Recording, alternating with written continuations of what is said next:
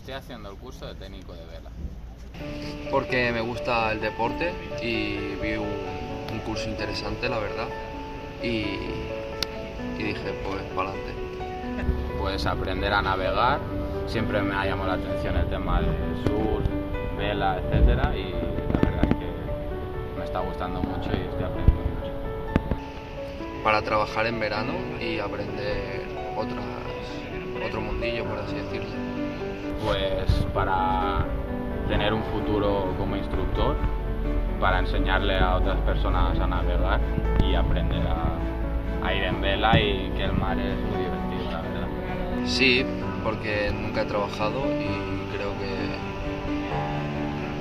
cogería madurez en ese sentido y creo que me puede venir bien. Sobre todo aquí donde estoy en el Rolls-Royce estoy aprendiendo mucho y yo creo que puedo tener un buen futuro en este mundillo.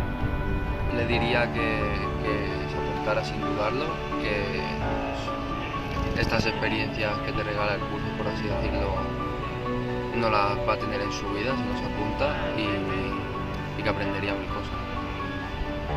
Pues yo le diría que aunque parezca que el mar está frío, etcétera, etcétera, es algo muy divertido y se puede aprender mucho, y yo he aprendido que hay deportes que ni conocía y la verdad es que se puede pasar muy buenos ratos y tiene mucho futuro.